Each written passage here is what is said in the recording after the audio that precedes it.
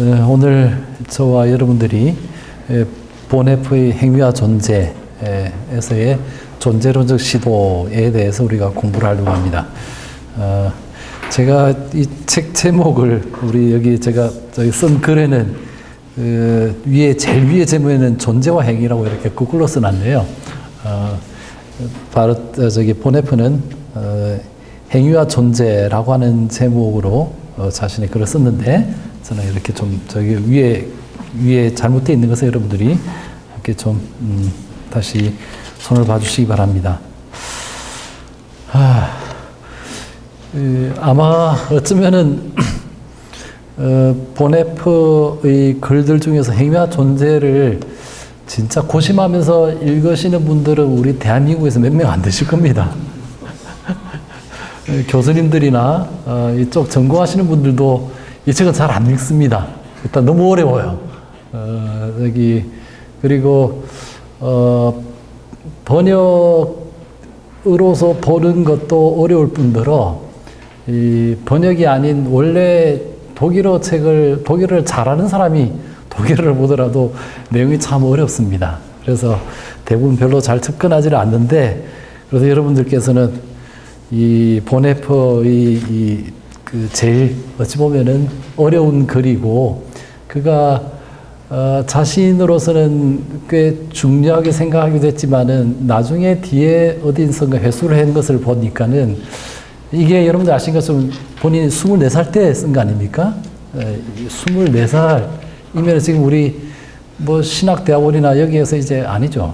학부 같은 데서 막 이제 군대 갔다 오고서 3, 4학년짜리 이 정도의 사람이 쓴 글인데, 본인이 그때 젊어서 써서 그랬는지 나중에 뒤에 회고를 하기를, 야, 그때는 내가 참 너무 아는 것 잘난 척 하려고 한 것 같아 라고 말할 정도로 본인도 스스로 이 책을 쓰고 난 뒤에 굉장히 얼마나 본인이 이렇게 학적으로 접근을 하고 이야기하려고 한 것에 대해서 자기가 그런 의도가 있었다는 것을 이야기한 적이 있었습니다. 근데 그럼에도 불구하고 어쨌든 이 책이 나오면서 본인이 어쨌든 이 작품을 통하여서 이제 교수 자격을 얻게 되는 그런 역사도 있었지요. 그래서 어쨌든 보네프의 이 초기 작품인 이 글을 우리가 함께 읽으시게 되는데, 아마 여러분들이 이 책을 보면서 사실은 의외로 또 조금 뒤로 넘어가면 좀 낫습니다. 특별히 여러분들이 이 책에서도 보시면은 특별히 앞부분에 철학에 관한 이야기들을 해나가는, 특별히 아마 지난주 여러분들 하셨을 거라고 생각합니다만은 초월적 시도와 존재론적 시도, 이 철학에 대한 이야기들을 하는 부분이 꽤 좀 복잡합니다. 더구나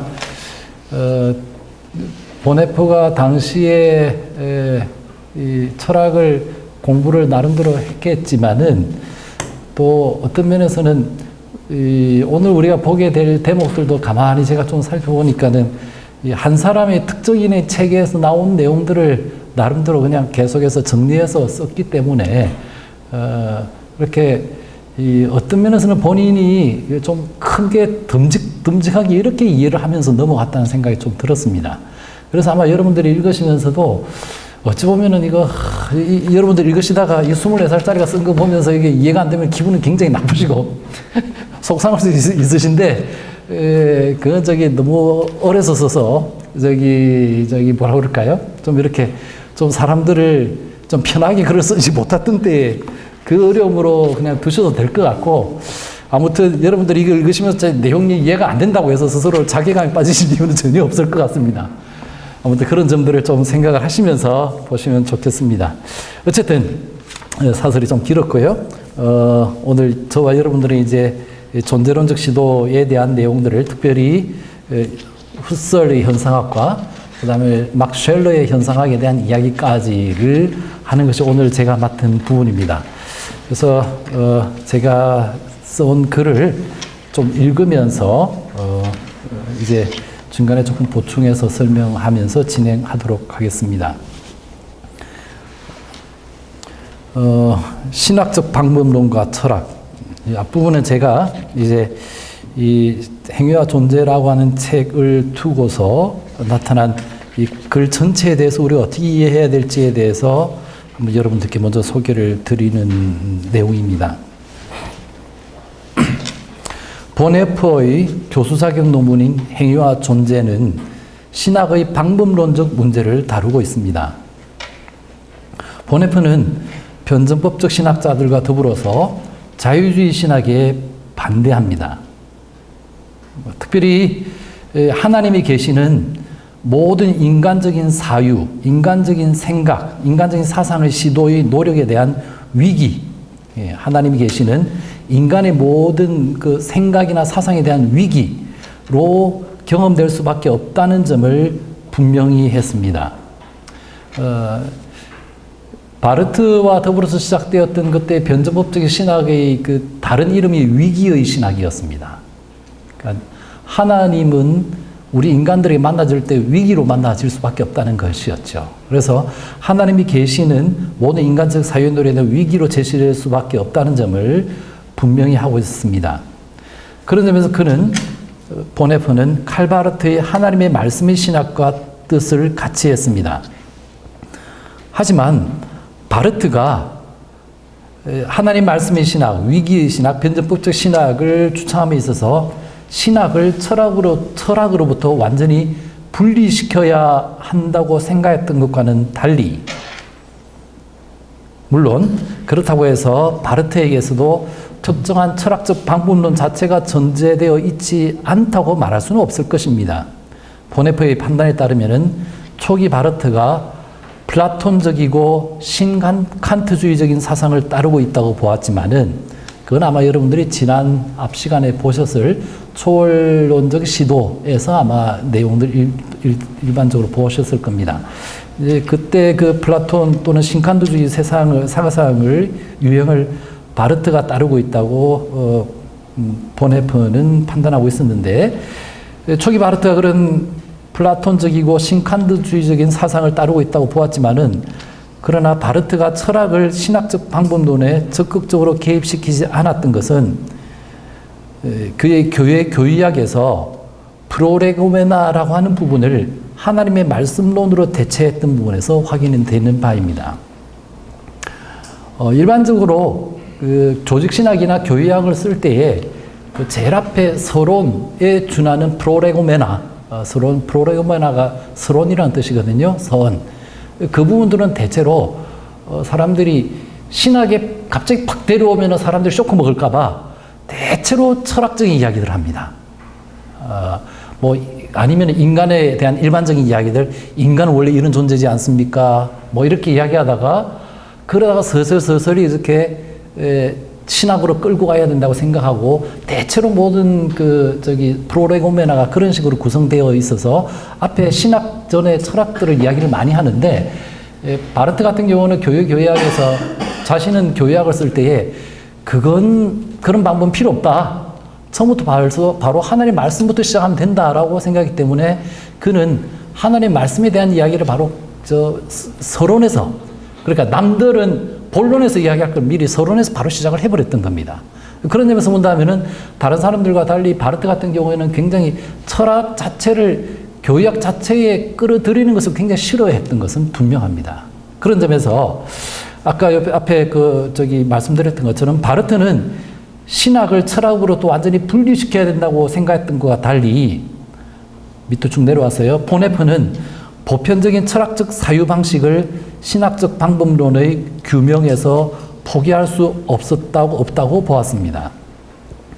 그리하여 보네프는 그리스도교적 신학적 계시에 딱 들어맞는 사유 양식, 그러니까 하나님의 계시에 딱 들어맞는 사고하는 방식, 철학적인 사고 방식을 찾아내려는 시도를 행위와 존재에서 시도합니다. 이건 제가 직접 해설한다는 것보다는 이 책의 편집자가 제일 뒤에 편집자 후기 서문에 했던 내용을 제가 일부 가져와서 설명을 드린 겁니다. 결국은 행위와 존재는 계시를 어떻게 이해해야 될 건가 하는 것이 보네프에서 관심사였습니다. 계시에 대한 다양한 해석의 관점들이 주변에서 나타나는 것은 곧 계시를 행위의 관점에서 이해할 것인가 아니면 계시를 존재의 관점에서 이해할 것인가의 문제에 기인한 것이라고 보네프는 생각했는데 똑같이 변증법적 신학의 그룹 안에서도 계시에 대한 이해가 서로 상호 대립적인 입장을 보이고 있는 것도 역시 동일한 맥락의 문제라고 보네프는 보았습니다. 예를 들어서 계시를 행위 개념으로 해석하는 바르트의 입장이나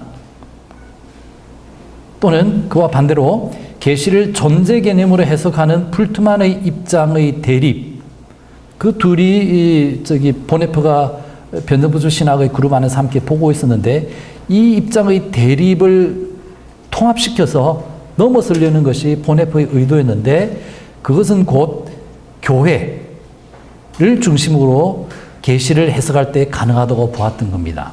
그 교회는 바로 행위와 존재의 통일이 일어나는 곳이었다고 보았기 때문이죠. 제가 이렇게 말씀드린 것은 사실은 여러분들이 가지신 교재에 보시면은 아라비아 숫자로 2장의 전체적인 목차의 내용입니다. 그러니까 목차에서 보시면은 계시를 행위 개념으로 해석한다거나 그 다음에 목차에서 2의 2번으로 넘어가면 계시를 존재 개념으로 해석하고 세 번째 넘어가면은 이것이 이제 보네프 입장이라고 이야기를 되고 있는데 행위와 존재가 통일되어 있는 통일체로서의 교회의 관점에서 계시를 해석하면은 앞에 말했던 그 두 가지의 입장을 다 통합해서 설명할 수 있다고 한 것이고 보네프는 자신은 그렇게 돼야 된다고 생각을 했던 것이죠. 이런 금방 보셨던 계시를 행위 개념으로 해석하려고 하는 입장이나 또는 계시를 존재 개념에서만 해석하려고 하는 이런 신학적 방법론의 대립을 극복하기 위해서는 신학 내에 숨겨져 있는 형이상학의 전제들로부터 신학을 해방시킬 필요가 있다고 보았습니다. 그래서 그는 철학적 고찰로부터 자신의 이 책 행위와 존재의 논의를 전개시킵니다. 그런 점에서 행위와 존재의 문제가 철학에서는 어떤 방식으로 이해되었는지를 신학적 방법론에 대한 본격적인 고찰, 2장에서 그렇게 하고 있는데 그 이전에 먼저 철학에서는 행위와 존재의 문제가 어떤 방식으로 이해되었는지를 다루고 있었던 것이죠.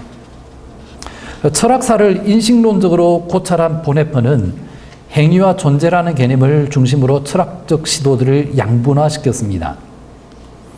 행위의 개념에 초점을 둔 초원론적인 시도와 존재의 개념에 초점을 둔 존재론적 시도가 바로 그것입니다. 그러니까 이 책의 제목으로 되어 있는 행위와 존재라는 것이 각각 하나를 지금 대변하고 있는 것이 곧 초월론적 시도이고 존재론적 시도라는 거죠. 그러니까 행위 개념에다가 초점을 맞추어서 모든 이야기들을 하려고 하는 시도들을 보네프는 초월적 시도, 초월론적 시도라고 이해를 했고 반면에 존재, 행위와 존재에서 존재라는 개념의 규명에 몰두했던 것을 그는 존재론적 시도라고 이렇게 규명했던 거죠. 물론 전자, 곧 초월론적인 시도는 하나님의 계시의 행위에 초점을 둔 바르트의 방법론에 그리고 후자, 존재론적 시도는 인간의 현존재와 실존에 초점을 둔 불투만의 방법론에 상하는 것으로 보입니다. 물론 저는 여기에서 이렇게 행위라고 했을 때는 하나님께만, 실존이라고, 존재라고 했을 때는 인간에게만 이렇게 개념을 이렇게 제가 좀 쉽게 단순하게 이해하려고 했지만은 실제로 보네프가 이거를 쭉 전개 나가면서 존재라는 것이나 행위라는 것을 인간과 하나님 각각에게 다 이렇게 쓰고 있는 개념입니다. 그러니까 하나님 자신에 대해서도 존재와 행위라는 개념을 써야 된다고 생각했고 인간과 관련해서도 존재와 행위라는 개념을 써야 될 것으로 여기고 있었습니다. 그러나 어쨌든 여러분들에게 조금 더 분명하게 보네프의 당시에 신학적 논쟁들의 그림을 좀 그리기 위해서 제가 좀 더 단순화시켜서 그 초월론적 시도에서는 하나님의 계시의 행위에 초점을 두고서 바르트의 방법론을 여기 염두 두고 있었던 것으로 보이고, 존재론적 시도에서는 인간의 현존재와 인간의 실존에 초점을 맞춘 불트만의 방법론에 상응한 것으로 보인다고 저는 생각합니다. 칸트와 신칸트주의자들을 중심으로 초월 철학과 관념론을 초월론적 시도에서 다루었던 보네프는 지금 우리가 고찰해 보려고 하는 존재론적 시도에서 세 명의 현상학자들을 중심으로 현상학을 다룹니다. 그 전에 조금 더 넘어가기 전에 우리 책에서 앞에 초월적 시도라고 되어 있는데,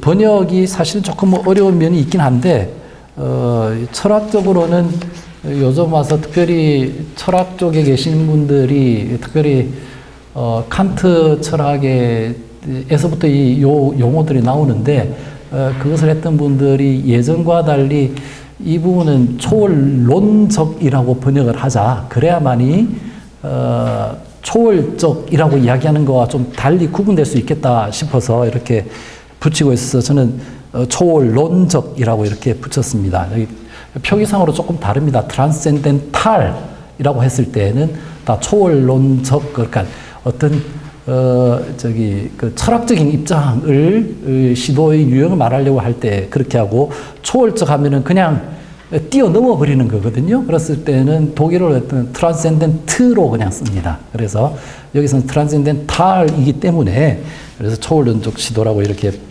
이야기를 해야 이야기가 될 것 같습니다. 그래서 초월 철학이나 관념론을 바로 초월론적 시도에서 칸트와 신칸트주의자들을 중심으로 다루었고, 이제 존재론적 시도에서는 세 명의 현상학자를 중심으로 현상학을 보네프는 지금 다루고 있습니다.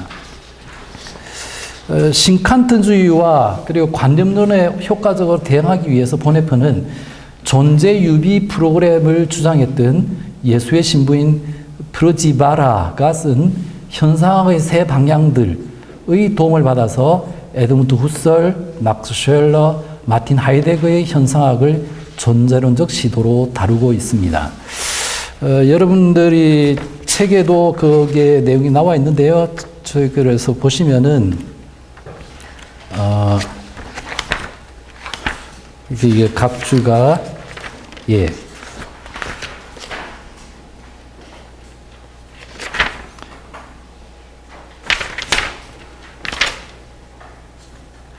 여기에 여러분들 교재에서 67쪽 이하에 보면은 이제 현상학에 대한 이야기들을 해나갈 때에 각주 45번, 그 각주로는 68쪽에 나와 있는데요.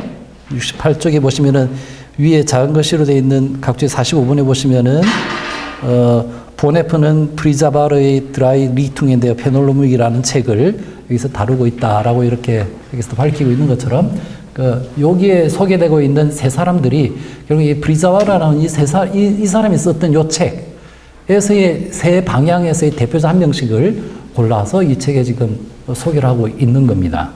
근데 이 프리자바르라는 사람은 보네프가 당시에 여기 아마 여러분들 좀 유심히 읽으신 분들은 이 사람의 이름을 이미 여러분들이 그 보네프의 앞부분에 서론에서도 이 사람 이름이 언급되고 있었는데, 이 사람을 당시에 굉장히 존재유비를 이야기하는, 말하자면은 당시 바르트와 더불어서 굉장히 당시에 굉장히 논쟁을 짱짱하게 하고 있는 가톨릭의 대표적인 신학자로서 부상한 인물이었습니다. 그리고 그쪽에서는 아무래도 여러분들이 존재유비 이런 개념들을 한번 좀 들어보셨을 거라고 생각하는데, 이 하나님의 존재에 대해서 좀 더 우리가 현실적으로도 경험할 수 있는 것으로 이야기할 수 있다라고 하는 입장들을 아무래도 가톨릭이 가져가고 있었고, 그런 것을 존재유비라는 이 프로그램을 갖다가 주창하면서 당시에 변정부적 신학자들하고 논쟁을 했던 이 프리자바라, 이 사람을 보네프는 굉장히 높이 평가하고 있었다고 그럽니다. 그래서 이 사람이 썼던 이 이 책, 현상의 세 방향들이라는 이 책을 보고서 자신의 논문에서의 지금 이 부분에 상당 부분을 이 책을 요약해가지고 지금 넣어놓은 겁니다. 그래서 이 후설, 쉘러, 그리고 마틴 하이데거의 현상학을 존재론적 시도라는 이름을 붙여서 지금 여기에서 그가 요약을 하고 있는 것입니다. 그럼 이제 현상학이라는 용어와 현상학에 대해서 여러분들이 잠시 한번 먼저 좀 설명을 드리고 넘어가겠습니다.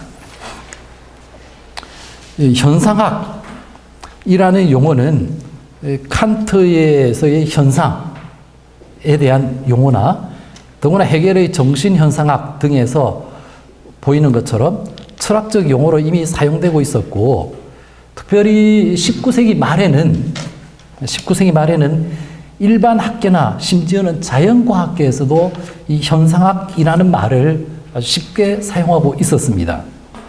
근데 그러다가 나중에 후설 이후에 이제 현상학이라는 것이 조금 더 모양새를 갖추고 난 뒤에는 사람들이 이제는 굉장히 편안하게 어디든지 다 현상학적 방법론, 현상학적, 어정학적 해가지고 이렇게 다 쓰기 시작했거든요. 이제 그렇게는 되었지만은, 하지만은 현상학이라는 용어가 철학의 한 조류로서 인정된 것은 에드먼드 후설이 자신의 고유한 철학을 현상학으로 지칭하면서부터입니다. 현상학을 말할 때에 소개할 때 말하는 제일 중요한 모토가 있습니다. 그게 독일어로는 zu den Sachen selbst라는 이런 말을 씁니다. 옛날에는 제가 대학 다닐 때는 제가 현상학을 공부를 했었는데, 저희가 우리 작고하신 한전숙 교수님이라고 하신 분이 있으세요. 그분이 그때는 번역을 하기를 이걸 사상 자체로, 상자가 그냥 생각이 아니고 코끼리 상자 써가지고 원래 그 자체, 사태 그 자체로, 사상 그 자체로 했는데 요즘은 사태 자체로 이렇게 번역을 하더라고요. 그러니까 사태 자체로 돌아가자, 이 말입니다. 이 사태 자체로라는 이 표현은 실제로는 하이데거가 존재와 시간에서 현상학적 태도를 특징 짓는 표현으로 사용된 이래로 현상학의 정신을 대변하는 것으로 이해되고 있습니다. 그러니까 현상학의 정신이라는 것은 사태 자체로 돌아가는 것, 사태 자체로 돌아가자 하는 것이 이 사태 자체로 가자, 사태 자체에 근접하자, 이게 이제 그들의 모토였거든요. 현상학이라고 하는 것에. 그랬을 때에 이때 그러면은 돌아가야 될 또는 가야 될 그 사태라는 게 뭐냐, 자켄 젤프스카라는 게 뭐냐라고 하는 것과 관련해서 우리가 보통 이제 사실 그 자체로, 사태 그 자체로 이렇게 이야기하면은 굉장히 어떤 객관적이고 외적이고 이런 것으로 돌아가자라는 것으로 이해될 수 있겠지만은, 실제로 당시에 이 용어가 쓰일 때는 사태라는 것은 외적인 어떤 사건이나 소위 객관적인 경험이나 사건이 아니라 현상을 말하는 것이었습니다. 현상. 그 현상이라는 것은 대개의 경우 드러나 있지 않고 가려져 있다라고 하이데거도 생각했었고, 그러니까 현상이라는 게 그냥 밖으로 다 드러나 있는 걸 갖다 현상이라고 말하지 않았습니다. 그러니까 이게 가려져 있지만, 드러나 있지 않고 약간 가려져 있지만 이것을 드러나게 할 수 있다고 생각했고, 이것을 드러나게 하려는 것이 현상학적 운동으로 이렇게 이해되고 있었습니다. 물론 이 돌아가야 될 사태, 곧 현상에 대한 이해는 현상학 운동의 전개에서 다양하게 나타났습니다. 이제 후설이 현상학을 이야기하고 난 뒤로 그 다음에 많은 현상학파가 형성이 됩니다. 이 성격도 여러 가지로 나오는데, 그래서 아까 프리자바라는 사람이 현상의 세 방향들이라고 말할 정도로 자기가 봤을 때는 큰 세 그룹의 형성될 정도로 현상학이라는 것이 그 당시에 굉장히 이렇게 유행을 했었거든요. 그때에 그 현상의 운동의 여러 갈래에서 이 사태, 그 현상, 돌아가야 될 현상이라는 것을, 가야 될 현상이라는 걸 뭘로 이해해야 될 건가에 따라서 각각의 다른 그 길을 갔습니다. 특별히 후설의 전기 후설 및 중기 후설의 특징이라고 말해지는 초원론적 관념론이 나타나는 것을 가리켜서 우리가 고전적 현상학이라고 그러는데요.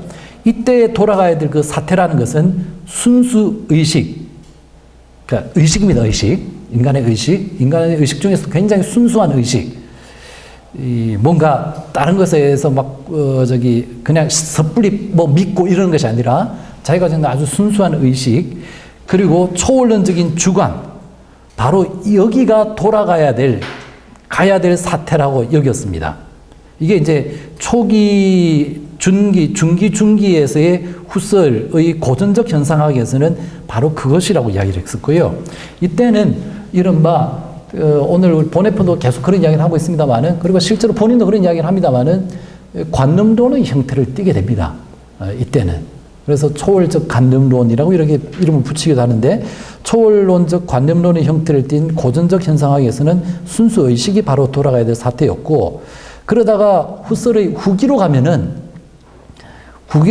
그에게 나타나는 중요한 그 현상학의 용어 중에 하나가 생활세계입니다. 그래서 이 후기의 생활세계 현상학에서는 자연과학주의에 물들지 않은 우리의 생활세계 현상학에서는 자연과학주의로 물들지 않은, 그러니까 세상을 다 자연과학적인 어떤 과학적인 입장에 따라서 있다고 생각하고 이렇게 하는 것 이전에 우리가 지금 현실적으로 살아가는 생활세계, 여기로 돌아가야 된다. 그래야 모든 학문도 사실은 여기서 시작되는 거고, 이 입장을 밝게 된다. 돌아가야 될 사태는 여기라고 생각한 것은 후기의 생활세계 현상학이었습니다.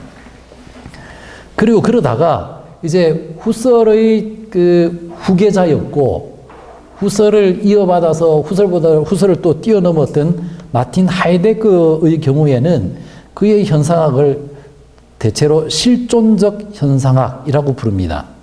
또는 현상학적 존재론이라고 부릅니다.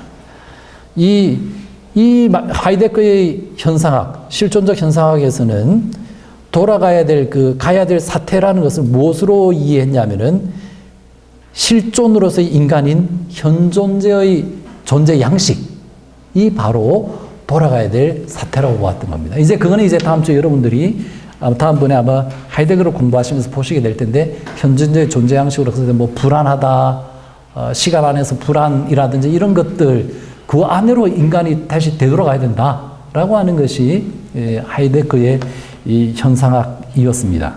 이 말씀을 드린 이유는 현상학이라는 것이 이렇게 크게 여러 세 부류로 최소한, 그러니까 인간의 주관과 의식으로 돌아가야 된다고 하는 것이나, 또 한쪽에서는 생활세계나 우리의 실제적인 세계로 돌아가야 된다고 하는 거나, 또는 하이데거 같이 인간의 어떤 현존재의 존재 방식, 거기에 우리가 집중해야 된다라고 하는 이 방향으로 크게 세 방향이 있었다는 것을 여러분들이 기억을 하실 필요가 있겠습니다.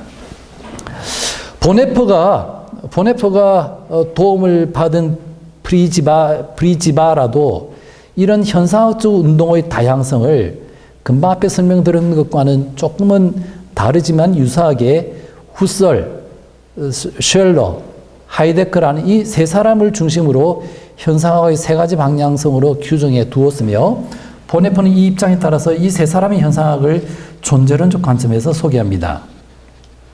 이때 보네퍼는 세 사람의 현상학이 각기 행위와 존재 중에서 존재에 오히려 초점을 두고 있고, 또 존재를 해명하려는 존재론이 되고자 시도한 것이라고 보았습니다.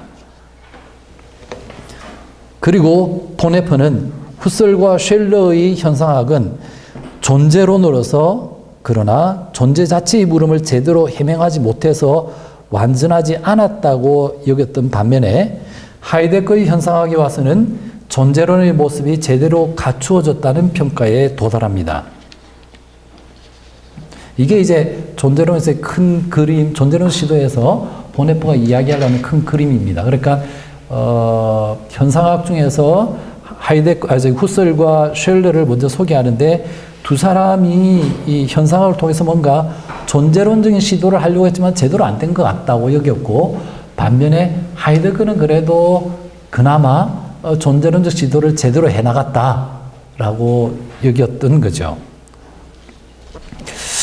그러면 이제 오늘 우리가 보려고 하는 것은, 보네프는 그러면은 후설과 쉘러의 현상을 어떻게 이해했기에 그런 평가에, 그러니까 후설과 쉘러의 현상학은 존재론사 사실은 제대로 못 갔다라고 하는 것에 대한 평가에 도달했는지를 지금 우리는 이제 살펴보려고 합니다.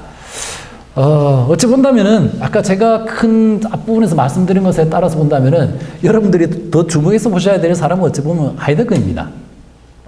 그리고 아까 말씀드린 것처럼 보네프가 이 당시에 이 책을 쓸 때에 염두에 두고 있었던 두 거장이자 이 쟁쟁한 라이벌이었던 그 바르트와 이 불트만, 이 두 사람의 신학적인 철학적인 방법론의 그 대가들의 그 밑바닥을 생각했을 때에 바르트에게서는 칸트와 신칸트주의가 있었고 불트만에게서는 하이데거가 있었다고 생각했기 때문에, 그리고 그래서 이쪽에서는 행위라고 하는 액트라고 하는 그 관점에서 어쨌든 계시를 다 설명하려고 했던데, 반면에 이쪽은 존재라고 하는 쪽에서 다 설명하려고 했던 이 시도의 전형을 이제는 설명을 해야 될 텐데, 그 전형을 설명함에 있어서 자기가 보기에는 오늘 우리가 보려고 하는 후설이나 쉘러보다는 오히려 하이데거가 오히려 더 제일 전형적인 존재론적 시도에 더 가까이 갔다라고 평가하고 있기 때문입니다.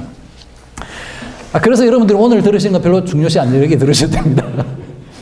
다음번에 하이데거에 대한 이야기를 하실 때가 여러분들이 이제 좀 더 잘 보시면서 좀 보셔야 될 대목이긴 한데, 그래도 어쨌든 보네프가 이 존재론과 관련해서 어떤 생각을 하고 있고, 또 후설과 쉘러의 현상을 어떻게 이해하고 있는지에 대한 그림들을 여러분들께 그래도 한번 소개해드리고, 책에 있는 내용을 여러분들께 소개해드리려고 합니다. 제가 그 다음에 쓴 글들은 제처로 우리 여기 있는 것들을 그대로 제가 요약을 했습니다. 요약을 한 거고, 요약을 하면서 저기 우리 여기 번역본을 그대로 따라가기도 했고, 때로는 번역본에서 약간 의미가 불충분하다고 여겼을 때는 제가 독일어 책에서 그냥 그것을 제가 다시 조금씩 있는 그것을 그대로 번역을 좀 옮기면서 뒤에 사역이라고 이렇게 꼬릿말을 붙여놨습니다. 여러분들이 참고하시면서 보시기를 바랍니다. 그럼 이제 이 책의 이제 본론으로 이제 들어가겠습니다. 여러분들 책에서의 64쪽에서부터 나오는 존재론 시도에서의 내용들인데요.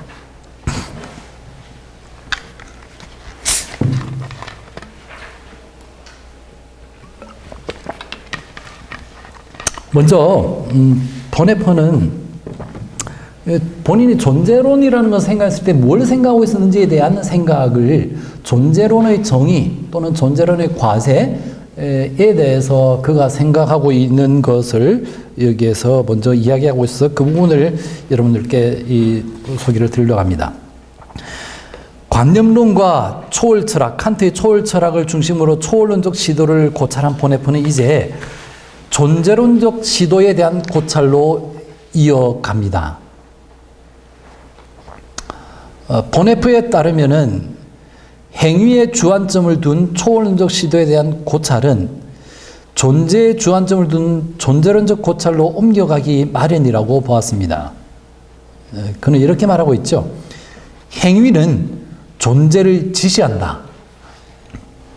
뭔가 여기서 액션이 일어나고 있다고 한다면은 그 액션이 담지자, 액션이 일어나게 했을 그 존재를 뭔가 지시하고 있던 것 아니냐, 그런 이야기인 거죠. 그러니까 행위 자체로만 있는 건 없을 테니까는 행위를 일으키게 한 그 존재, 그것을 지금 지시하고 있다는 거죠. 행위는 존재를 지시한다. 그리고 헤겔은 칸트에 의해서 권자에서 퇴위되고 쫓겨났던 존재론을 다시 복군시켰다. 물론 그래서 이제 보네퍼가 헤겔 철학을 이야기하려는 고 것은 아닙니다만은, 헤겔 철학에서 다시금 그 자리를 다시 찾기 시작한 존재론적 시도를 분석하려는 보네퍼는 먼저 존재론의 과제를 규명하려 합니다. 존재론으로부터 무엇을 기대해야 하는 것일까요? 보네프는 존재론이란 무엇이고 무엇을 하는 것이라고 여겼을까요? 보네프는 이렇게 말합니다. 진정한 또는 순수한 진짜 존재론의 관심은, 여기에는 이제 그 유사 존재론이 아니라 진짜, 자기가 생각할 때 진짜 존재론의 관심은 뭐냐? 그건 의식보다 존재가 우선함을 입증하는 것이고, 그러니까 인간에게 있는 의식이나 존재에서 의식보다 존재가 의식보다 우선함을 이야기하려는 것이고, 그런 바로 존재를 드러내게 하려고 하는 것이 존재론의 그 원래 목표라는 거죠. 하지만 이 진정한 존재론의 구현이 쉽지 않은 작업임을 보네프는 지적합니다. 이른바 그냥 이 진정한 존재론에 도달하지 못한 일반적이고 통상적이고 소박한 의미에서의 존재론은, 이건 이제 보네프가 좀 질이 떨어진다고 여기는 존재론인 겁니다. 이 존재론에서는 대체로 사람들은 존재자를 다루려고 하더라는 거예요. 그러니까 통상적이고 소박한 의미에서 존재론은 의식 바깥에 실제적인 존재자가 있다는 것을 말하려는 것으로 이해하고 있기 때문입니다. 진정한 의미의 존재론은 존재자가 아니라 존재 자체를 다루어야 한다는 생각에 그런 존재론은 미치지 못하고 있다고 여겼습니다.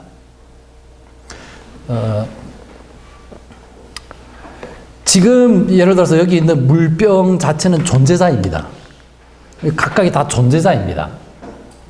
그러니까 이 존재론이라고 하는 것이 이 존재자 자체를 지금 따지려고 하는 것이 아니라 이 존재자들, 이 존재하는 것, 이 존재자라는 게 존재하는 것이라는 말이거든요. 이 존재하는 것 자체를 넘어서서 그 밑에서 이거 전체를 떠받치고 있을 가장 보편적인 개념으로서의 존재, 그거 자체를 지금 다루는 것이 이 존재론이어야 되는데, 그렇지 않고 일반적으로는 내 의식 밖에 존재자가 있지 않냐, 진짜 이거 있잖아 하는 이런 식의 것을 사람들은 자꾸 존재론이라고 하고 있는데, 그건 진정한 의미의 존재론이 아니다 라고 그는 생각을 했던 거죠. 이런 존재론을, 진정한 의미에서의 존재론을 찾는 것이, 구현하는 것이 쉽지 않은 과제인 것은 그가 생각하기에는 존재론이라는 개념 자체에 기인한다고 여겼습니다. 존재론을 영어로 온톨로지라고 그러죠. 그리고 독일 말로도 온톨로기라고 그럽니다. 그 단어를 두 단어가 합성된 것이죠. 거기에서 온이라고 하는 것이 원래 헬라에서부터 나오는 존재라는 뜻입니다. 온. 그 다음에 트까지 나오는 거는 이제 그 그리스어에서의 그 어미 변화 때문에 t가 붙은 거고, 그 다음에 온트까지가 하나겠죠. 그리고 그 다음에 로직이라는 것이 두 개가 합성된 것이 존재론이라는 의미거든요. 단어거든요. 그러니까 존재론이라는 개념은 존재, 온과 로고스가 이 두 단어의 결합으로 이루어진 것이 바로 존재론이라는 용어입니다. 여러분들이 왜 우리가 제일 처음에 신학이라는 과목이 뭐라고 정의하냐 볼 때 시오로지 이렇게 두 개 나눠서 늘 이야기하지 않습니까? 똑같은 이야기입니다.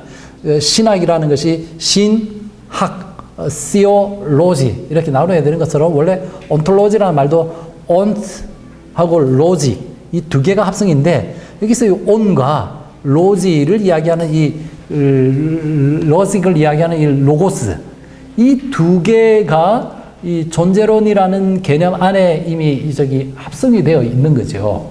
이 부분에 이제 그는 염두에 두고 있습니다.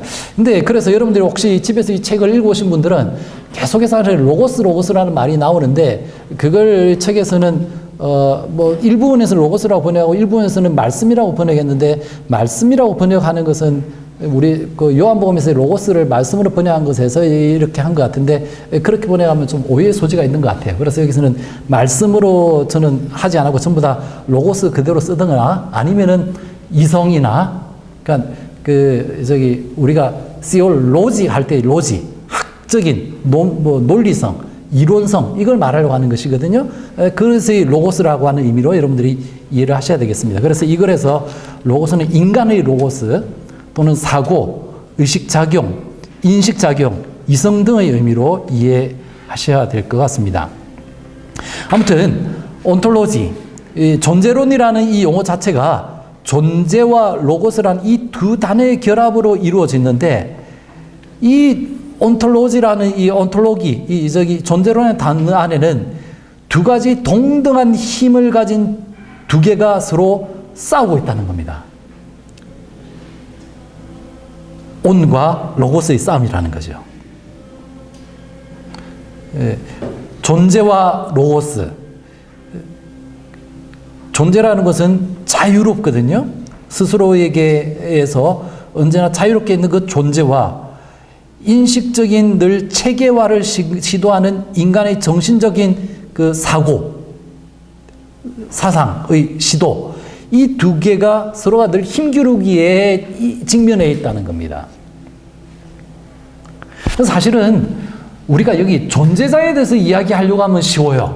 그래서 오히려 여기에 대해서 이야기하려고 하면 내가 여기에 대해서 이야기하려고 했을 때는 어느 정도 그래도 나한테 다 잡히고 이렇게 하기 때문에 좋은데 이게 그와 달리 존재는 사실은 우리 자신도 존재에 포함되어야 될 우리 자신도 존재자예요. 하나씩은 다 존재자이고 이 모든 것들을 포괄하는 존재 그 자체를 이야기하려고 하기 때문에 굉장히 큰 개념이 되는 거죠. 그리고 이 자유로운 것을 이제 로직으로 하려고 하니까는 우리 인간 나름대로 이걸 갖다가 다 끼워 맞추려고 하는 이 둘의 이 힘겨루기가 이 존재론의 개념 자체, 시도 자체에 포함되어 있다라고 보네프는 지적을 하고 있습니다. 그래서 이 둘의 싸움에 늘 존재론은 직면하게 되는데 존재론이 학문으로서 가능하기 위해서는 그 온톨로지에서 로지라는 게 학문이 된다는 뜻 아니겠습니까? 그죠? 그러니까 존재론이 학문으로 가능하기 위해서는 로고스가 존재를 지배하기 마련일 거라는 겁니다. 그러니까 이 존재가 훨씬 더 자유롭고 크게 있어야 되는데 로지라고 하는 것으로 의해서 하려고 하다 보면 학문으로 이야기하려니까 로직하고 체계화를 시켜야 되는 거고 그렇게 하려고 보면은 이 로고스가 인간의 로고스가 이 존재를 갖다가 좌지우지 해가지고 다 마음대로 여기 갖다 놓고 여기 세우고 해야 되는 것들을 하게 마련일 거라는 거죠.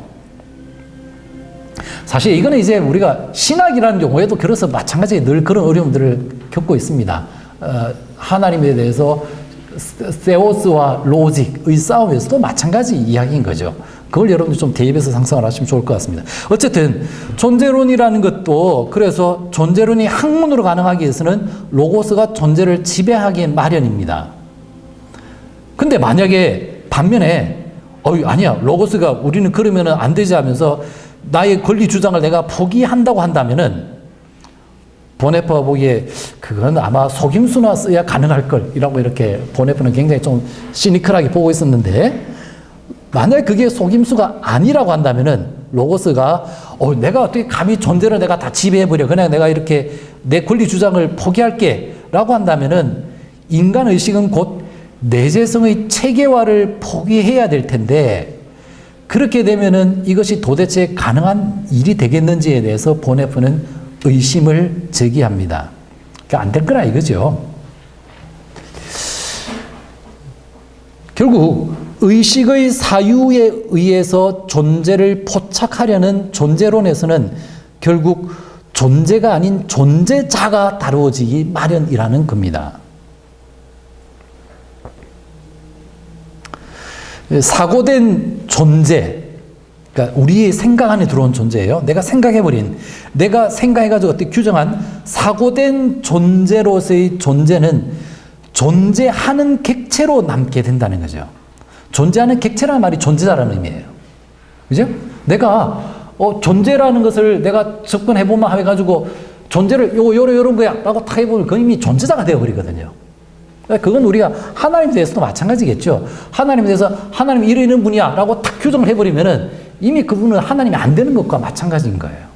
그러니까 보네프가 여기서는 존재에 대한 개념들을 생각할 때는 하나님에 대해서도 그는 지금 그런 생각을 여기에서 담고 있지 않았을까 싶기는 합니다만은 어쨌든 존재론에 대해서도 그런 어려움이 함께 마련되기 생각될 거라고 여겼던 거죠. 물론 여기서 바로 이 자리에서 그러나 초월 철학이나 관념론, 앞에 말했던 초월론적 시도들에 대한 존재론적인 시도의 차별성이 물론 나타납니다. 왜냐하면은 초월 철학이라는 것은 무엇이었냐면은 인간의 사고를 초월성과의 연관성 안에서 사고를 해야 된다고 여기는 것이 초월 철학이었고, 보네퍼가 그렇게 지금 정리하고 있습니다. 관념론이라는 것은 뭐냐면은 초월적인 존재를 사고 속으로 끌어들여서 이 안으로 끌고 온 것이 관념론이었다고 한다면은, 그와 달리 존재론은 존재를 사고로부터 완전히 자유롭게 만들고, 그러니까 존재를 사고로부터 이렇게 독립시켜주는 거죠. 사고로부터 완전히 자유롭게 만들며 존재를 사고 앞에 위치시키는 것이기 때문이죠. 따라서 참된 존재론은 존재 자체를 주어진 것으로 만들려고 하는 시도를 하지도 않을 거고, 더구나 존재자로 환원시키려고도 하지 않으려고 하기 때문에 비평적 학문의 성격을 늘 스스로가 가지고 있어야 된다는 거죠.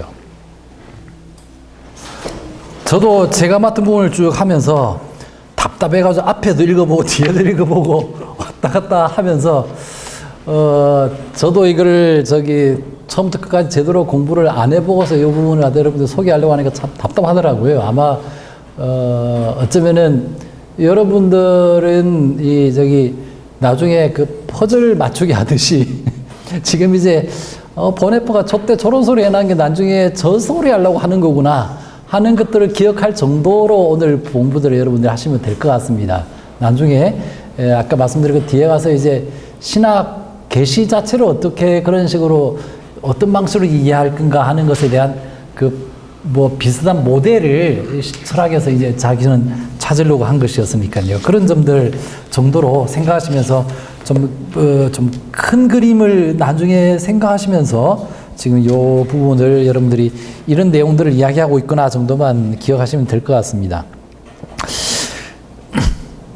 그러면은 그 3쪽의 밑에 단락부터 이제 계속 하겠습니다.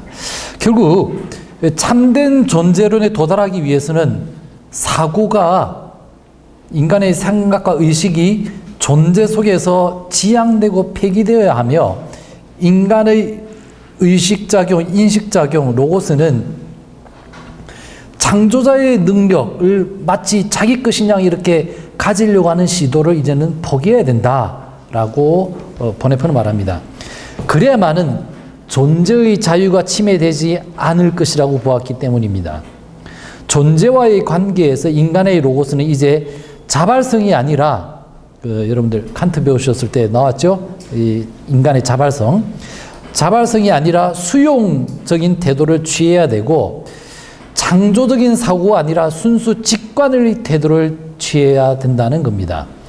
칸트식으로 말하면 종합적 사고가 아니라 직관이라는 것은 그냥 바로 보는 겁니다. 아무 필요 없이 그냥 쫙 바로 느끼고 보게 하는 그런 식으로 태도를 취해야 된다고 여겼습니다. 하지만 보네퍼는 이런 조치만으로 참된 존재론이 구성될 것이라고 여기지는 않았습니다. 왜냐하면은 직관에서도 역시 존재 자체가 직관을 향해서 열려진다는 것을 전제하고 있기 때문입니다.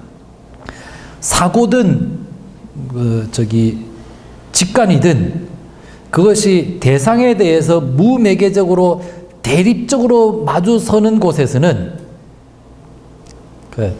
대상이라는 말이요 원래 마주서 있다는 말이거든요.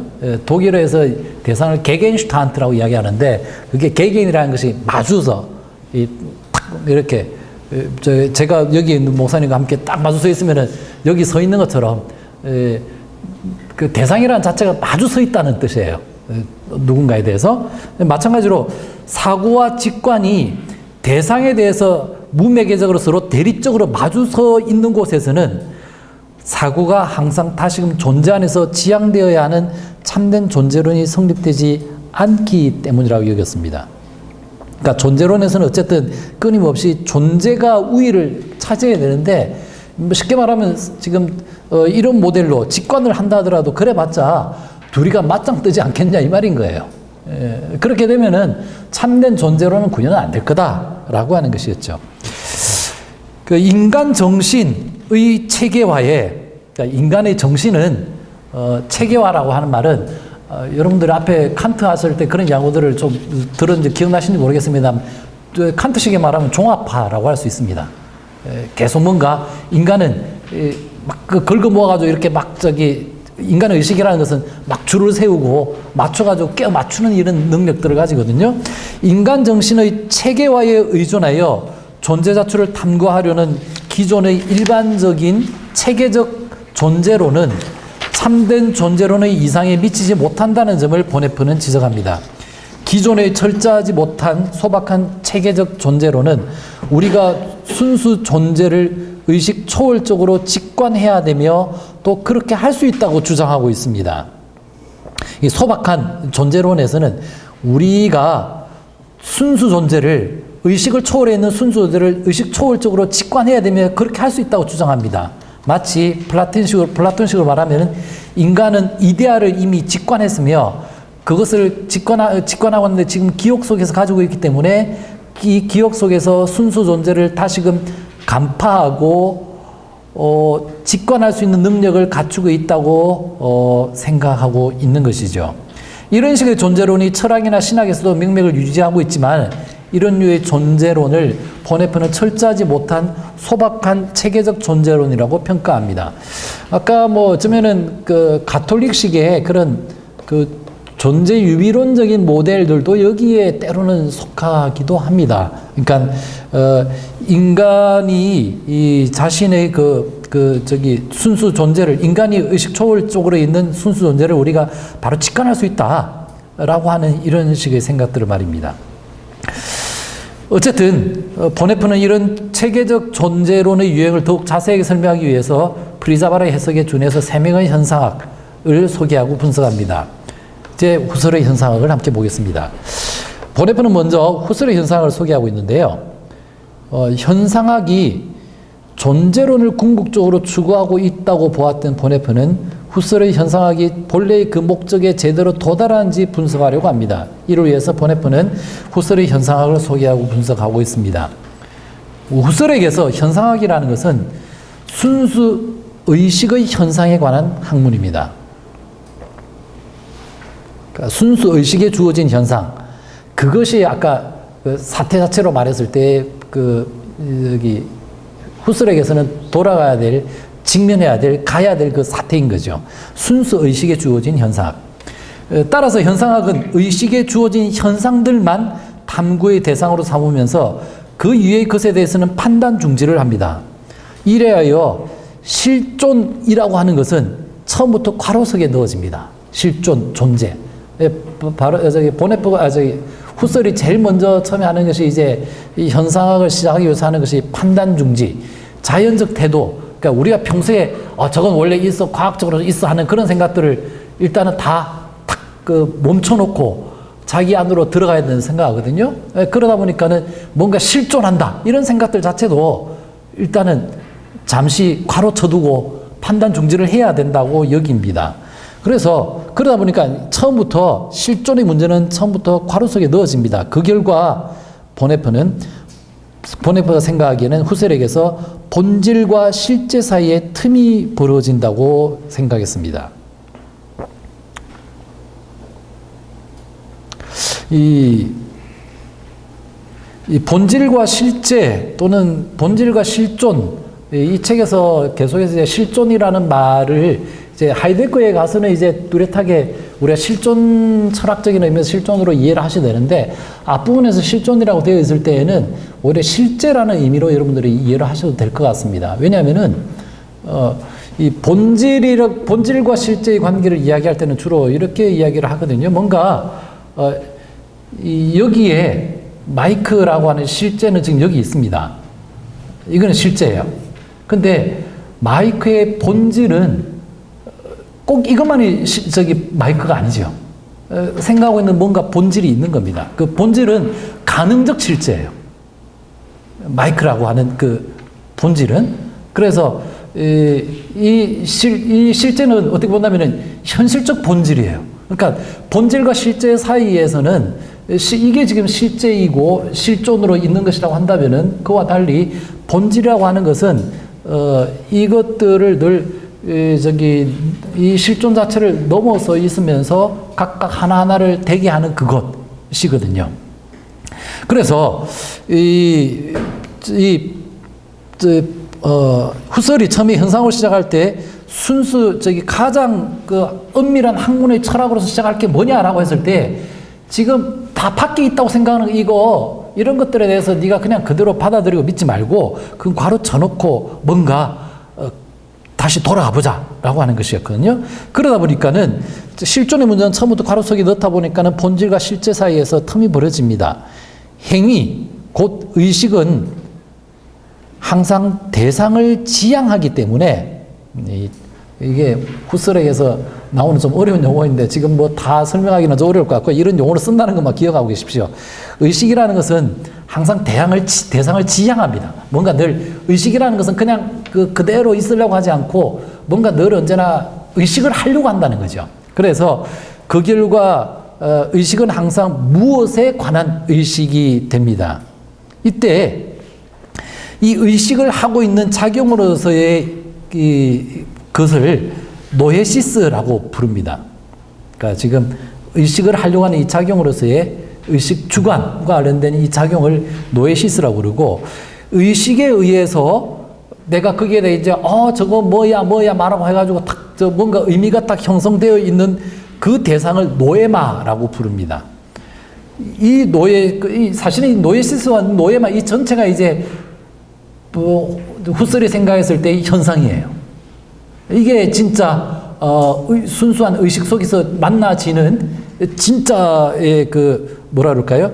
이 현상이고 돌아가야 될 아까 사태라고 여겼던 그 부분인데 그것들은 결국은 모두 의식 안에 내재적으로 존재하게 마련입니다.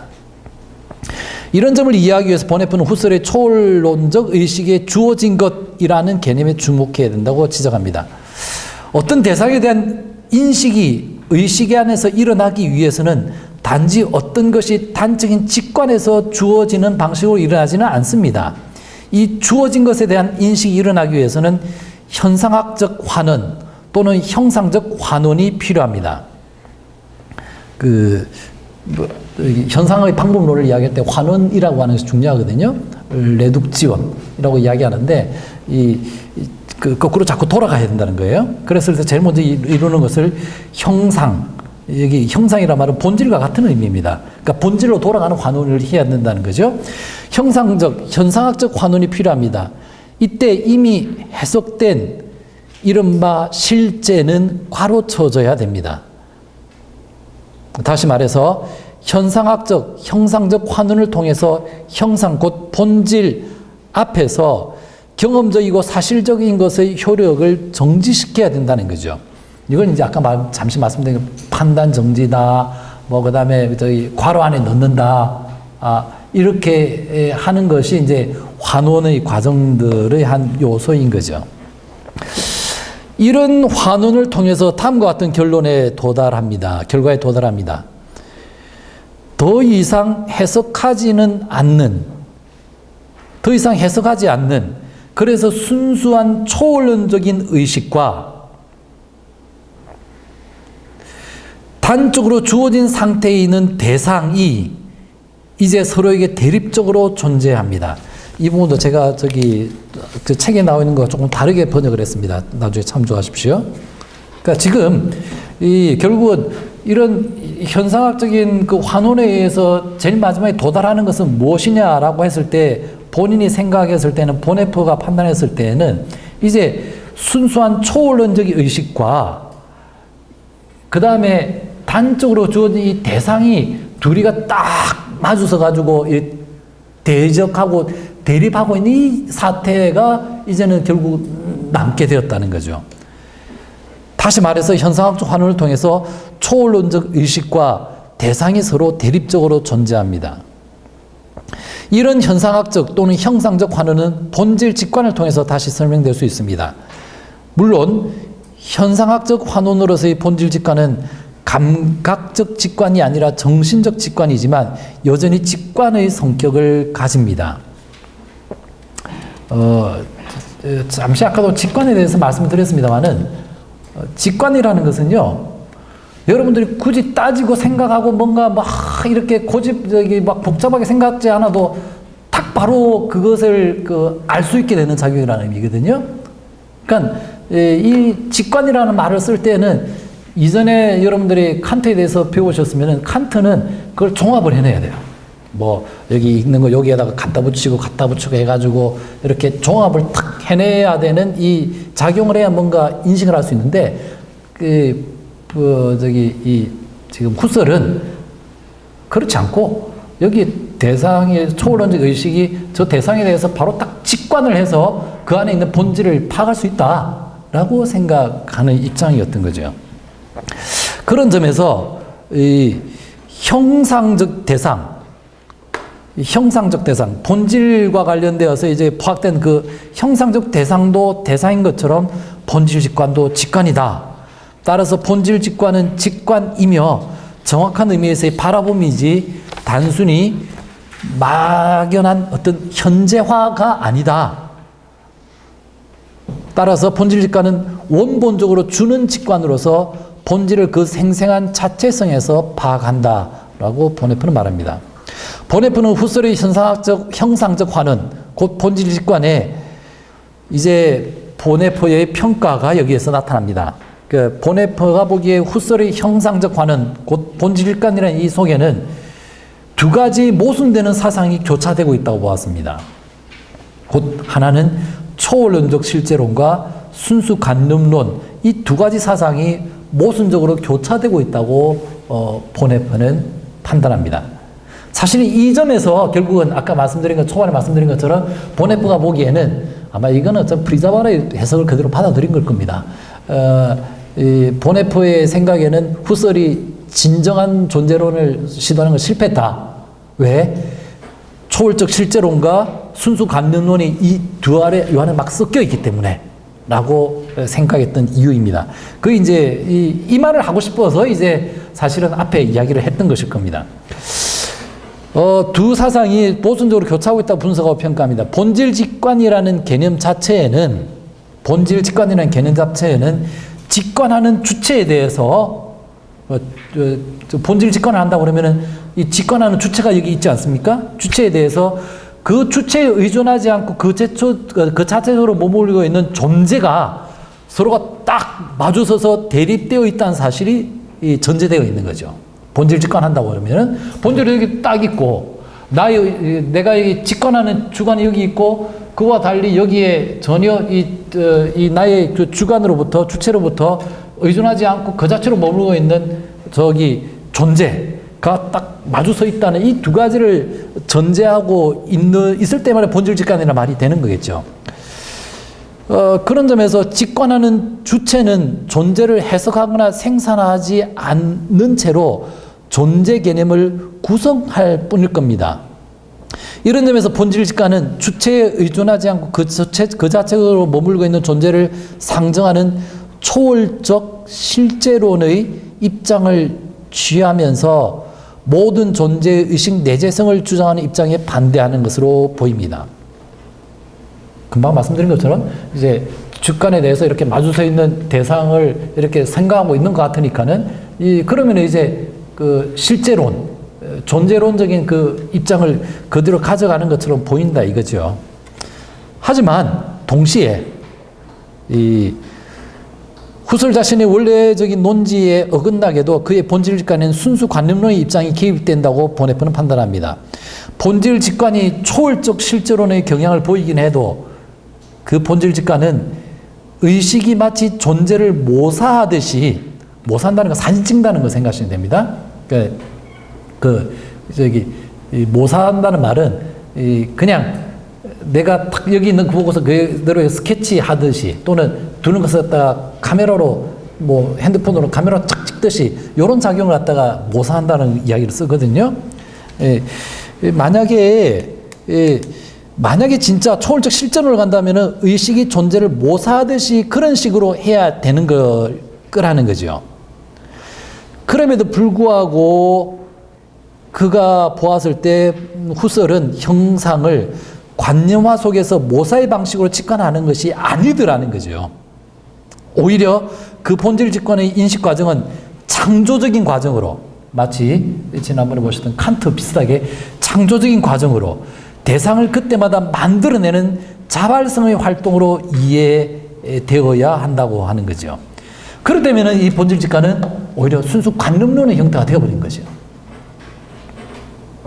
이런 점에서 보네프는 후설의 현상학이 존재에 대한 질문보다는 본질에 대한 질문을 관심사로 추구하고 있다고 평가합니다.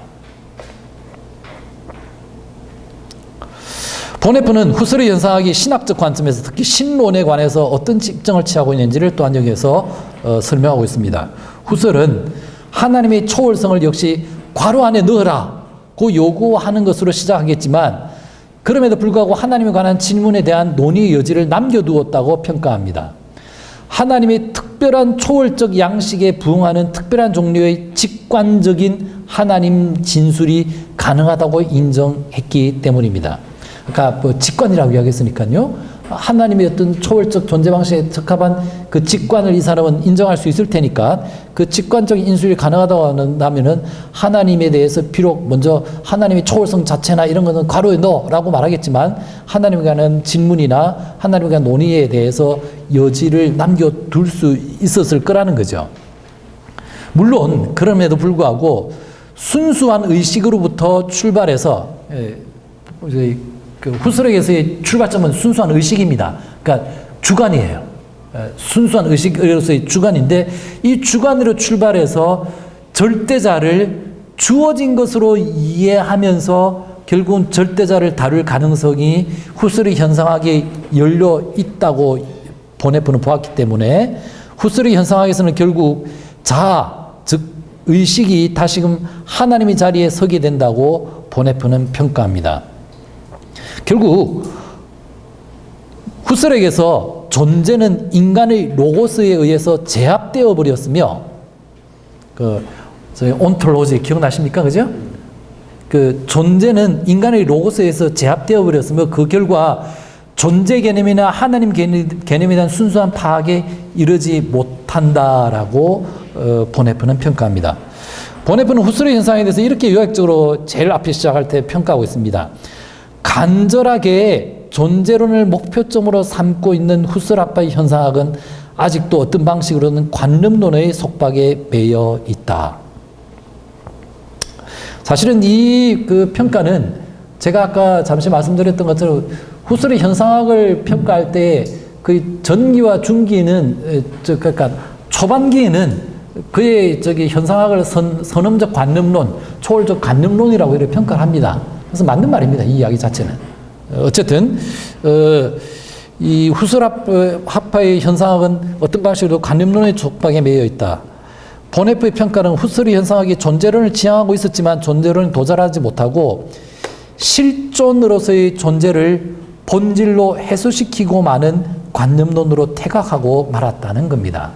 아까 다시 기억나십니까? 제가 실존, 실제와 본질을 여러분께 잠시 설명드렸던 것처럼 결국은 지금 이 존재론을 이야기하려고 하면은 이 실존으로서의 존재 자체를 더 염두에 좀 둬야 될 텐데 실존보다는 그 실존을 이루고라고 생각하는 이 가능적인 현상 모양으로서의 어떤 플라톤식 말하면 이데아 비슷한 그런 본질에다가 자꾸 이 모든 이 존재를 갖다 글로 끌어가 버리기 때문에 결국은 관념론의 이 형태로 돌아가 버린 것이 아니냐라고 이렇게 후설은 평가하고 있는 겁니다. 이제 마지막으로 쉘러의 현상학에 대해서 소개해 드리겠습니다. 보네프는 이제 후설의 현상학에 이어서 막스 쉘러의 현상학을 소개하고 분석합니다. 후설과 교부를 맺은 뒤 뮌헨의 현상학파를 이끌었던 쉘러는 후설과는 좀 다른 성향의 현상학을 선보입니다.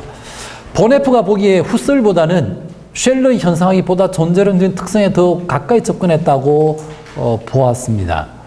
쉘러는 후설 현상학의 관념론적인 특징을 배제했습니다. 아까 그 관념적인 특징이 있다고 그러지 않았습니까? 그랬을 때 보네프가 보았을 때는 쉘러 같은 경우는 현상학이 후설 현상학이 가진 관념론적인 특징은 빼내고 그 대신 후설로부터 참된 현상학적인 차관점만을 수용했다고 평가합니다. 후설에게서 결국은 아까 존재에 대한 로고스의 우위성이 관철되었다고 한다면, 다시 기억하십시오. 아까 온톨로지 계속 이야기할 때 존재와 로고스 중에서 결국은 그 후설에게서도 이 로고스가 존재를 갖다가 위에 일서 버렸지 않았냐. 그래서 관념론으로 갔다고 이야기한 것처럼 후설에게서는 존재에 대한 로고스의 우위성이 관철되었다고 한다면 쉘러에게서는 의식에 대한 존재의 우위성이 부각되어 있다는 거죠. 원래 의식에 대한 존재의 우위성을 추구하려는 것이 존재론이라고 그러지 않았습니까? 그죠? 그러니까 쉘러에게서는 그렇게 되어 있다고 보네프는 평가하고 있는 겁니다. 이때 왜 그때 그가 그렇게 평가를 했는가? 보네프는 그가 생각이 이때 결정적인 역할을 한 것은 쉘러가 선엄성을 형식적이고 의식적인 것으로부터 물질적인 것, 가치 있는 것, 주어진 것으로 옮겨 놓은 것에 있다고 보았습니다.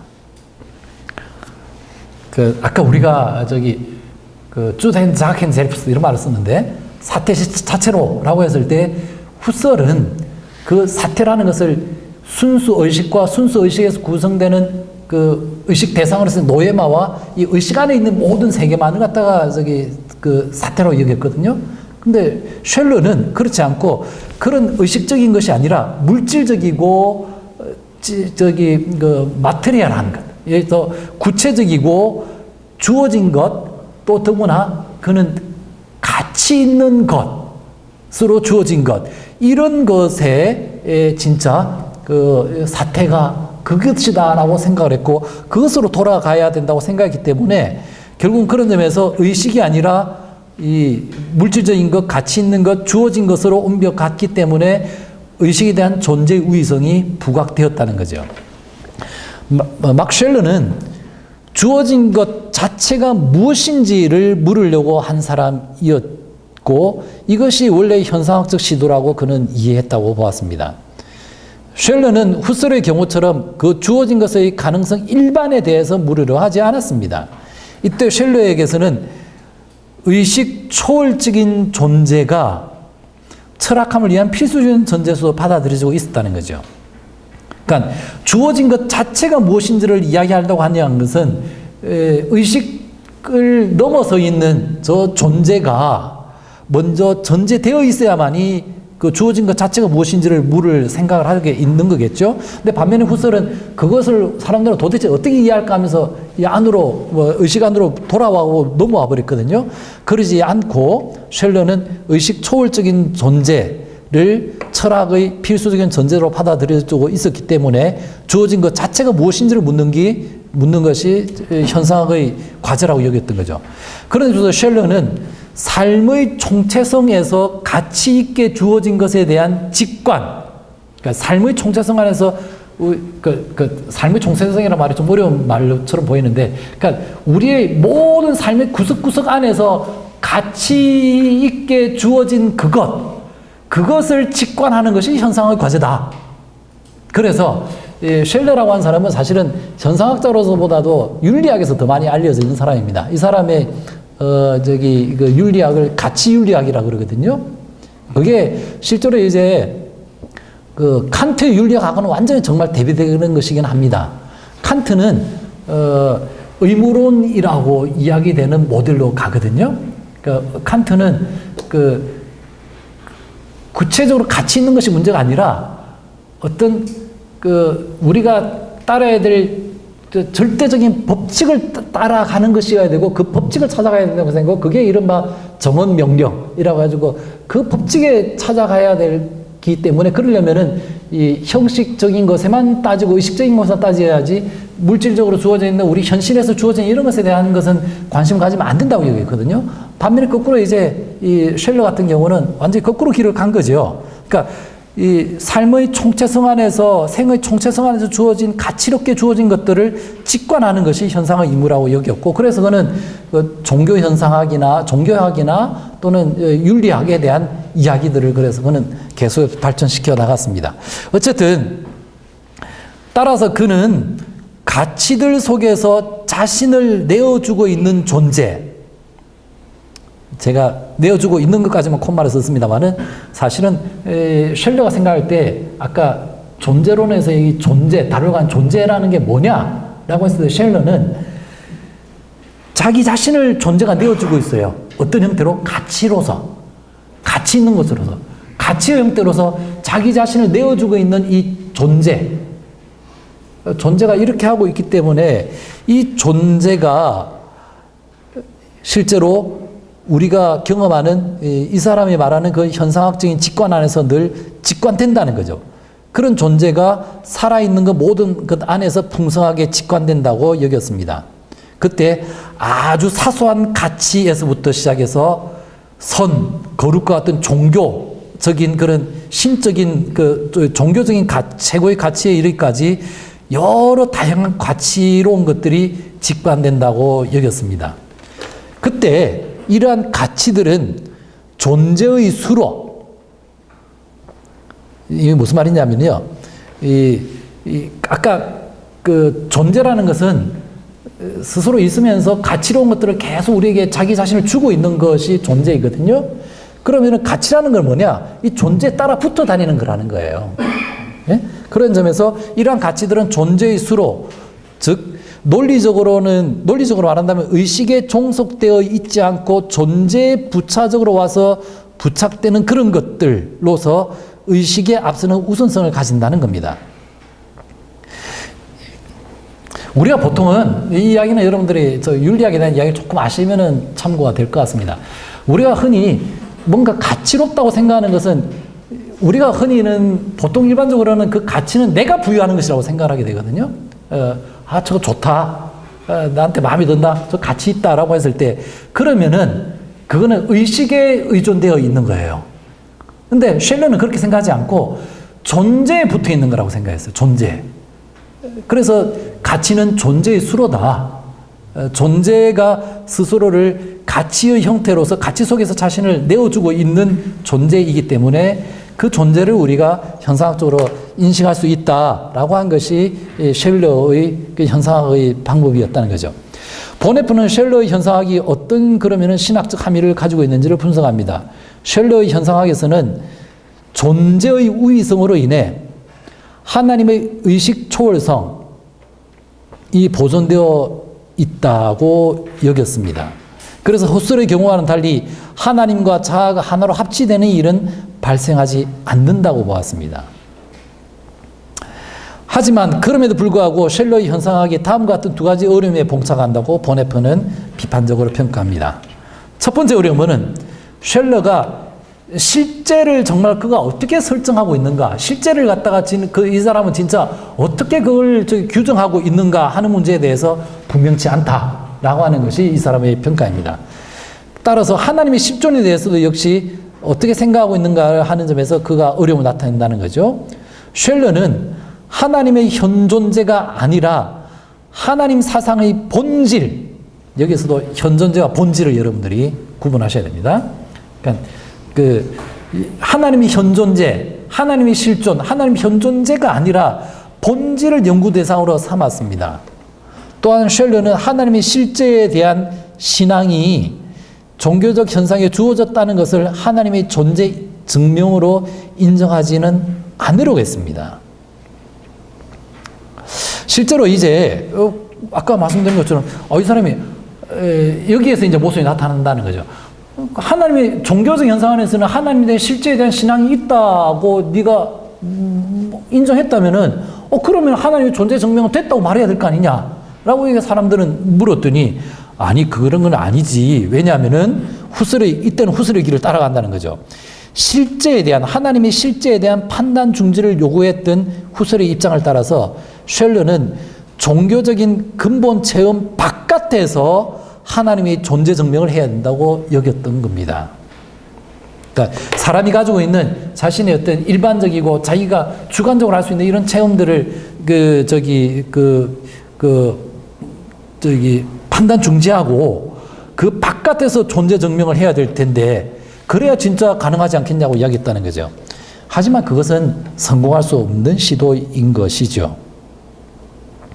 이런 어려움은 보네퍼 보기에 쉘러의 철학 자체의 특성에 기인한다고 보네퍼는 보았습니다. 쉘러는 본질의 의식 초월성을 자기 철학의 전제로 만들었지만 실존에 대해서는 그렇게 하지 못했다는 겁니다.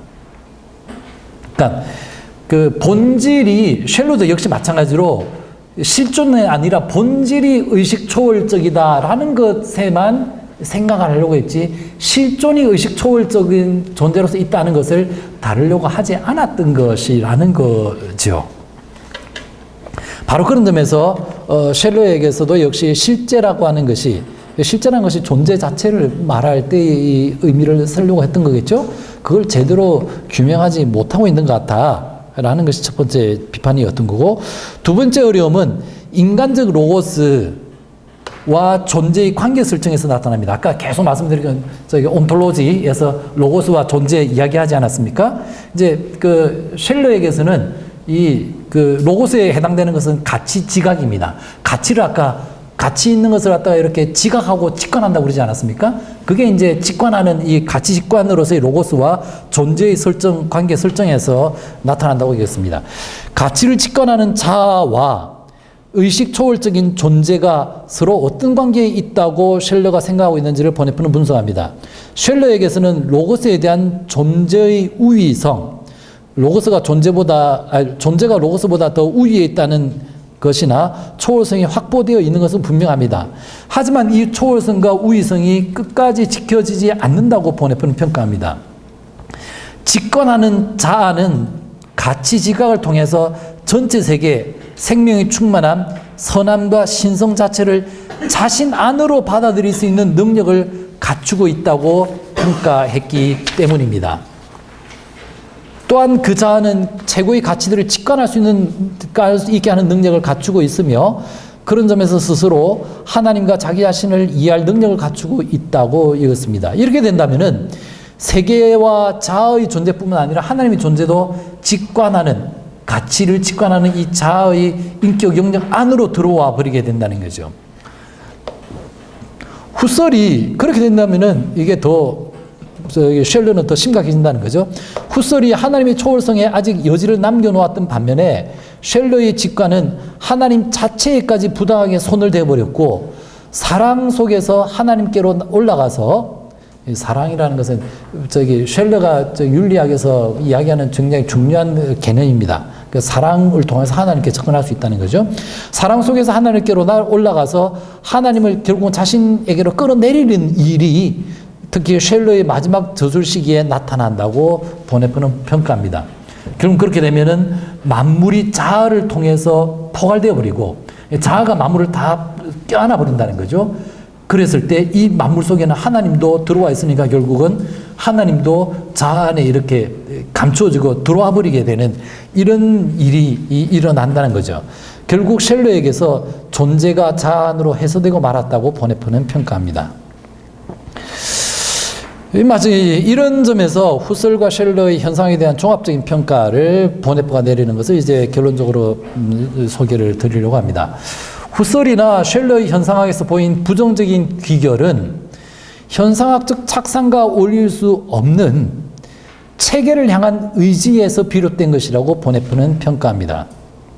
보네퍼가 생각할 때 현상학이 원래 체계화를 시도했으면 안 된다고 이 사람은 믿었던 것 같아요. 주된 사켄 젤프스트. 그러면은 거기에 도달해버리면은 이거는 어떻게 뭔가 규명하고 자기가 막 해명하려고 하면은 다 엉뚱하게 되어버리는 것 아니냐. 그러니까 그거하고 현상학적인 원래 시도하고 체계화의 시도는 서로가 상충되는 것이 아닌가. 보네퍼는 이렇게 보는 거죠. 현상학이 단지 그림책이 아니라, 그러니까 현상, 페노멘이라는 것만 이렇게 막 득지득지 모아놓은 그림책 같은 것이 아니라 하나의 체계를 구축하려 하는 한 인식하는 자아는 존재를 제압하고 자아가 신성에 대한 하나님과의 관계에서 말한다면 신성에 대한 부당한 권리 주장까지 하는 것을 피할 수가 없게 된다는 거죠. 체계화는 오직 내재적인 하나님 이념을 통해서만, 그러니까 인간의 의식 안에 끌어 들어온 하나님의 이념을 말할 때만 체계화 가능한 거고, 하나님의 이념을 철학의 맥락에서 제외시키는 것을 통해서만 전적으로 가능해지기 때문입니다. 앞에서의 초원론적 시도에서는 하나님의 존재 방식 자체가 문제시 되었다면 후설과 셜러의 현상학에서의 존재론적 시도에서는 하나님의 존재 방식이 직관하는 자의 폭력을 통해서 하나님의 존재가 존재자로 규정되어 버리고, 이런 존재자에 대해서 직관의 자유 속에 있는 자아가 대립적으로 서게 되었다는 거죠. 그 결과 존재자를 초월하는 존재에 대한 조망은 상실되고 순수한 의식 내재성의 체계만이 남게 되었다는 겁니다. 이게 이제 후설과 셜러의 현상학의 결국은 존재론적 시도였는데 실패했다는 이야기인 거죠. 보네프는 후설 이후의 현상학이 존재 자체에 대한 물음에서 오류를 범했다고 여깁니다. 특히 후설에 의해서 자의적으로 괄호석에 넣어버린 실존, 실제가 다시 존재론적인 권리를 회복할 때라야 행위와 존재의 문제가 제대로 해명될 수 있을 것이라고 보네프는 보았습니다. 그리고 보네프는 후설이 괄호 안에 넣어버렸던 그 실존에서 존재 자체를 다시 해명하려고 하는 하이데거에게서 존재론적 시도에 대한 새로운 희망을 걸게 됩니다. 이렇게 해서 이제 그는 다음에 나오는 하이데거에 대한 설명으로 이제 넘어가게 됩니다. 예, 일단 여기까지가 제가 여러분들께 준비한 내용의 전부입니다. 예, 혹시 좀 조금 복잡하고 또 뭐 그 말이 그 말 같고 그래서 좀 이렇긴 하지만은 혹시 내용에 대해서 또는 제가 여러분들이 집에서 읽어오신 것과 달리 좀 잘못 읽었다고 여기시거나 이런 분이 있으시거나 또 다른 생각이 있으시면 여러분들이 잠시 한번 질문을 해주시고 코멘트를 해주셔도 좋을 것 같습니다. 오늘 읽으신 부분 그냥 너무 고민하지 마십시오. 고민하지 마시고, 큰 그림을 제가 계속해서 여러분들에게 의식시켜 드리려고 애를 썼는데, 그 큰 그림의 개념들만 몇 가지 좀 쥐고 계시다가, 나중에 하이데거 좀 보시고 난 뒤에, 그 다음에 저 뒤에 가서 이제 계시론을 설명할 때, 이 존재론적인 이것을 생각하면서 계시를 해석할 때는 무엇을 잘 설명할 수 있게 되고 어떤 것은 놓칠 수 있고 또는 초월론적인 방식으로 또는 다시 말해서 행위라고 하는 관점에서 계시를 설명하게 될 때는 어떤 것을 잘 부각하지만 어떤 것은 놓쳐버리게 되는지 하는 그 이야기들을 해나가기 위한 전초전이니까 그런 큰 틀에서 여러분들이 오늘은 한번 남의 나라에 가서 마치 해외여행 가셔서 여기 무슨 말인지 못 알아듣겠지만 옆에서 눈치코치 보시면서 이렇게 분위기 파악하려시고 했던 그런 마음으로 읽어오셨으면 되지 않을까 싶은 생각이 듭니다.